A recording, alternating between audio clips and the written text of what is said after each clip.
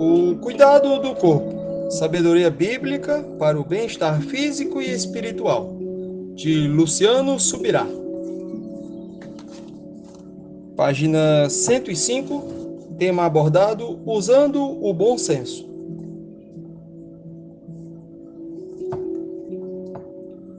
Se a escolha dos alimentos criados por Deus já é, atualmente, um desafio para preservar a saúde, o que dizer do alto consumo de alimentos artificiais?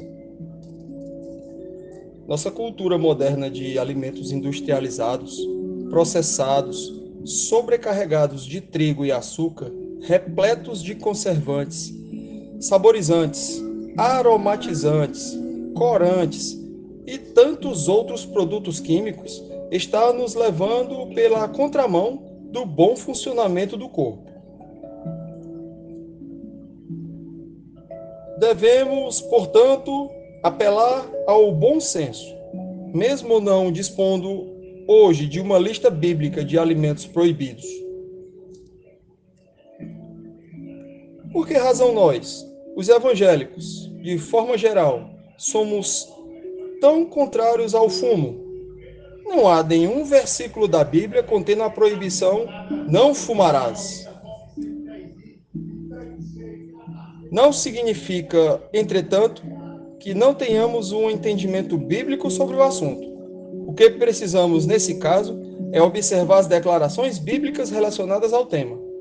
Consideremos, então, alguns desses princípios. Número 1. O fato de ser prejudicial à saúde. A Biblioteca Virtual em Saúde do Ministério da Saúde alerta que o tabagismo obriga os fumantes a inalarem mais de 4.720 substâncias tóxicas, como monóxido de carbono, amônia, cetonas, formaldeído, acetaldeído, acroleína, além de 43 substâncias cancerígenas, sendo as principais arsênio, níquel, benzopireno, cádmio, chumbo, resíduos de agrotóxicos e substâncias radioativas.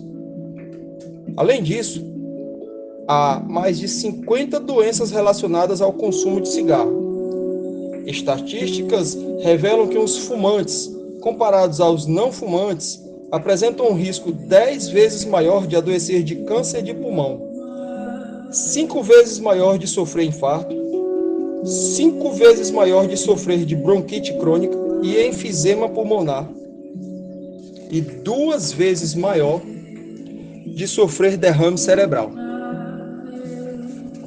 Logo, o fumo acarreta dano ao corpo, o templo do Espírito Santo.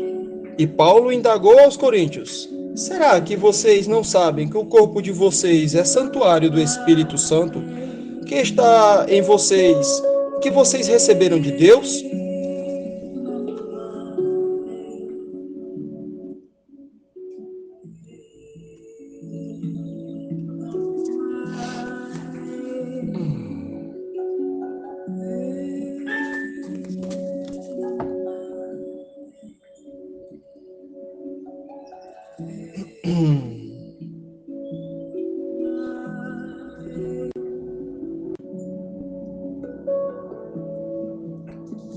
E que vocês não pertencem a vocês mesmos?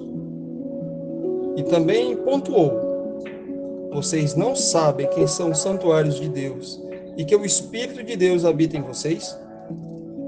Se alguém destruir o santuário de Deus, Deus o destruirá. Porque o santuário de Deus, que são vocês, é sagrado. Se nosso corpo é o santuário do Espírito de Deus e não pode ser destruído, por que decidiríamos acreditar que está tudo bem fumar? E que isso não seria uma deliberada quebra de princípios divinos? Questão abordada número 2. A questão da dependência.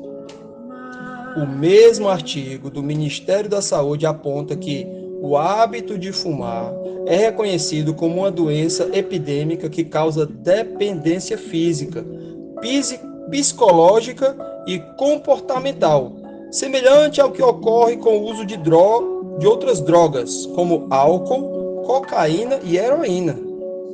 A dependência ocorre pela presença da nicotina nos produtos à base de tabaco. O que as Escrituras dizem sobre isso? Todas as coisas me são lícitas, mas nem todas convêm. Todas as coisas me são lícitas, mas eu não me deixarei dominar por nenhuma delas. Logo, nada que se constitui vício, ou seja, que nos domina, deve ser aceitável, ainda que se alegue ser algo lícito, não proibido.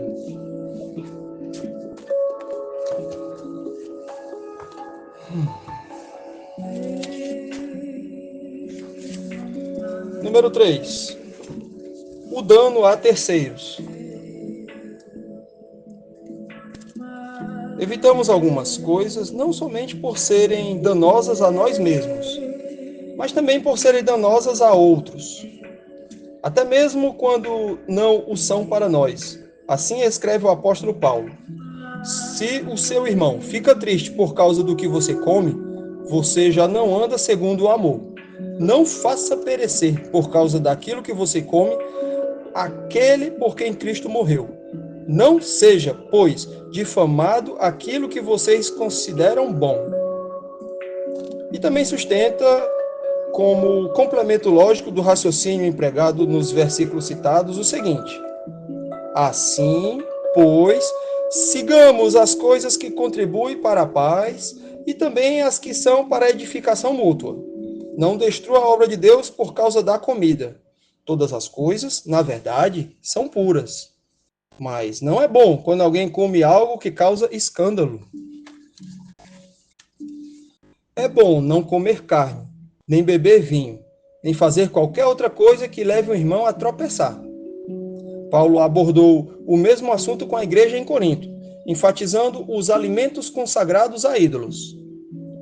Quanto a comer alimentos sacrificados a ídolos, sabemos que o ídolo por si mesmo nada é no mundo e que não há senão um só Deus.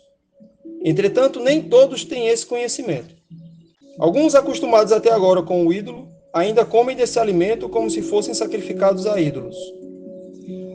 E a consciência destes, por ser fraca, vem e contamina-se. Não é a comida que nos torna agradáveis a Deus, pois nada perderemos se não comermos e nada ganharemos se comermos. O apóstolo pontuou que a comida sacrificada a ídolos não é, em si mesma, condenável, mas lembrou que em alguns casos, como para os fracos na fé, ela pode ser vista como tal. E, então, focado na lei do amor, que evita promover o dano a terceiros, mesmo que não estejamos trazendo dano a nós mesmos, adverte. Mas tenham cuidado para que essa liberdade de vocês não venha, de algum modo, a ser tropeço para os fracos. Porque, se alguém enxergar você, que tem conhecimento, sentado à mesa no templo de um ídolo, será que a consciência do que é fraco não vai ser induzida a participar de comidas sacrificadas a ídolos? E assim, por causa do conhecimento que você tem, perde-se o irmão fraco, pelo qual Cristo morreu. E, deste modo, pecando contra os irmãos, ferindo a consciência fraca que eles têm, é contra Cristo que vocês estão pecando. E, por isso, se a comida serve de escândalo ao meu irmão, nunca mais comerei carne, para que não venha a escandalizá-lo. O fumo oferece dano a terceiros? Sim, de duas formas.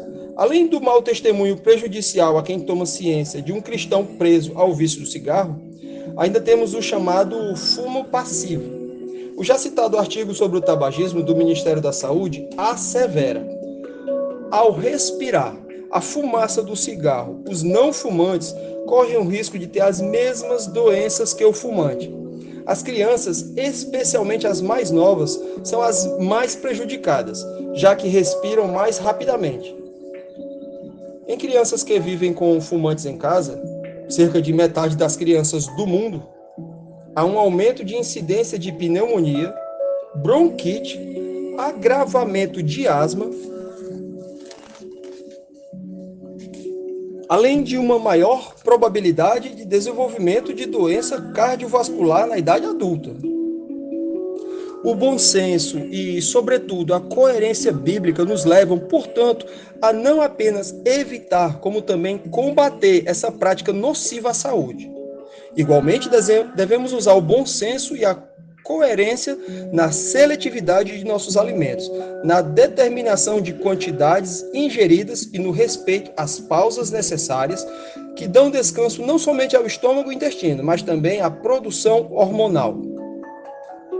Portanto, mesmo sem uma relação bíblica de restrições alimentares, podemos criar nossa própria lista de restrições autoimpostas. Ela deve focar o quanto, o quando e o que comemos.